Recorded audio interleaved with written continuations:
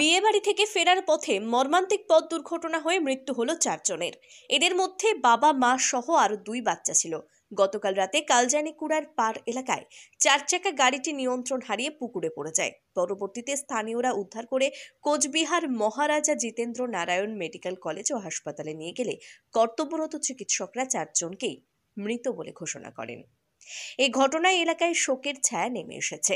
আজ সকালে ঘটনাস্থলে পৌঁছন জেলা পুলিশ সুপার দ্যুতিমান ভট্টাচার্য। জানা যায়, মৃত 2 জন স্বামী স্ত্রী শিক্ষকতা করতেন। একজন বিয়ে বাড়ি থেকে আসছিলেন, তো গাড়িটি রাস্তার পাশে একটি পুকুরে পড়ে যায়। তো আমরা যেটা দেখলাম স্পট ভিজিট করেও, যেটা যে পুকুরে অনেকটা ভিতরে, মানে 12-15 ফিট ভিতরে গিয়ে পড়েছে গাড়িটা, অর্থাৎ গাড়িটা সম্ভবত একটু জোরেই চলছিল আর কি। আমরা এসেছি তাদের বাড়িতে, বাড়ির পরিবারের সাথে কথাবার্তা বললাম যাতে পোস্টমর্টম এবং অন্যান্য অফিসিয়াল কাজগুলো তাড়াতাড়ি হয়, সেটা আমরা ব্যবস্থা করছি। 4 জনের মৃত্যু।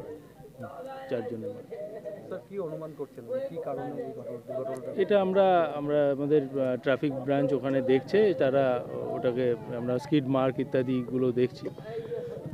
বলতে পারবো পরে মেকানিক্যাল টেস্ট হবে, পিএম হবে, এগুলো তো তারপরেই বলা যাবে কি কারণে। সম্ভবত তাই।